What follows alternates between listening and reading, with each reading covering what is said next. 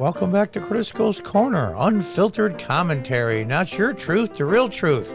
And as always, thank you for your support.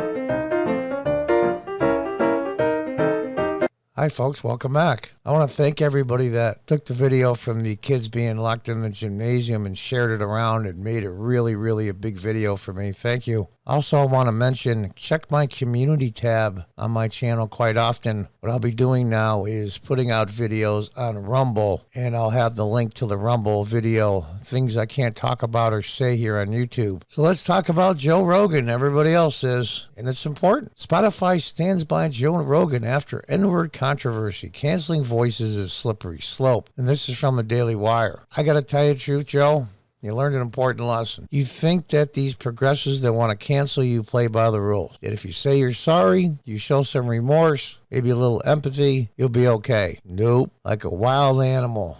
They see weakness, they'll go after you harder. Never, ever, never apologize to these morons. Let's read on. Spotify CEO David Eck released a statement on Sunday announcing that the company would stand by podcast host Joe Rogan following an N-word controversy that Rogan apologized for last week. I haven't seen the video. Believe me, Spotify went through every single video Joe Rogan ever had. If they thought there was an issue, they never would have signed the contract with him. So let's go there first. Rather strongly condemn what Joe has said, and I agree with his decision to remove past episodes from our platform. I realize some will want more, and I want to make one point very clear. I do not believe that silencing Joe Rogan is the answer. Yeah, they kind of do. They're kind of trying to play both sides of the street here. You should have clear lines around content and take action when they're crossed, but canceling voices is a slippery slope. It sure is. But they're doing it anyway. They're doing it under the guise that Joe took them off. Now, he very well might have, but there's been rumors, people on Twitter that talk to Joe, and they say, we'd love to be on your show, but he said Spotify wouldn't allow it. I mean, he just had a 4-hour podcast with Jordan Peterson, was it a week, 2 weeks ago?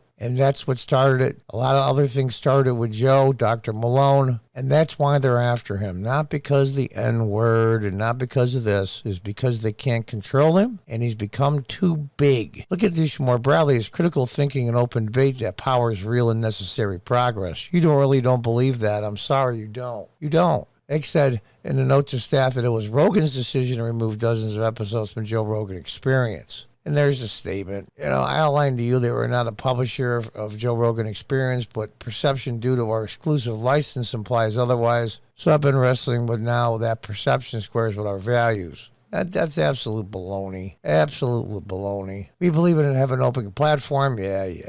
So I am committing to an incremental investment of $100 million for the licensing, development, and marketing of music, artists, and songwriters, and audio content from historically marginalized groups. And there we go. They're doing what all the rest of the other corporations did. This is extortion. We're going to give money to historically marginalized groups, whatever the hell definition, and who gets to decide what they are? Probably progressives. Someone else take a different path, but I believe more speech and more issues is highly effective, blah, blah, blah. It's not true. It's voluntary extortion. You give these people 1 inch, they're never, ever satisfied. It's amazing to me. We think we'll be more than 50 million creators. That mission makes these clashes worth the effort. Oh, God.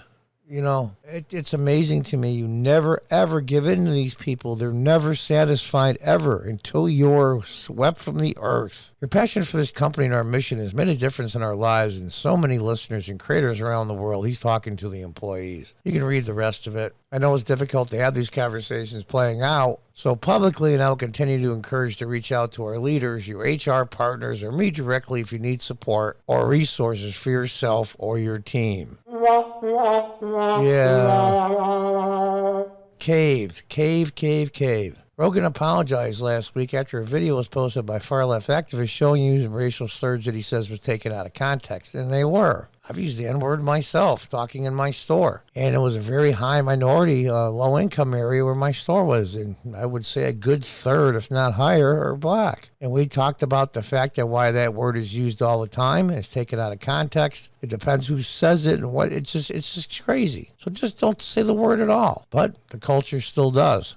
Think of a rap tune that doesn't have the word in it. Rogan says that the context was that he was quoting other people and used the slur instead of just saying the N-word. Yeah, he did. It's not my word to use. I am well aware of that now. That's wrong. That's wrong. It's not my word to use.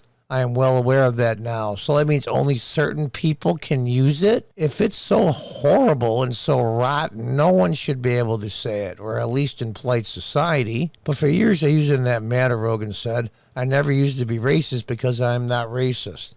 I don't think Joe Rogan is racist. That's the point, Joe. You know you're not racist, and everybody that knows you, you're not racist. So why did you apologize? F him. Double down. But he didn't, and I'm incredibly disappointed because I think the world of Joe Rogan. These people can go themselves. You never, ever give in. Never. They will not stop until you're dead. You should have said nothing and continued on as if they weren't there, just like you ignore a 4-year-old that wants a candy bar in the grocery store and you say no, but you didn't. I know you're under tremendous pressure and you're a decent guy. You know you're not a racist. The people that in Spotify, at least the higher ups know, you personally know you're not a racist. The people that work for you know you're not a racist. Your guests know you're not a racist. And the vast majority, by far, of your listeners know you're not a racist. So why did you apologize? A word I wasn't allowed to use. Only certain parts of society are allowed to use certain words? What the hell's up with that? Unbelievable. Joe, be smart. Be quiet. And continue on doing what you're doing. It's making them crazy. That's why they hate you, because they can't control you. Until the next time, goodbye and good luck.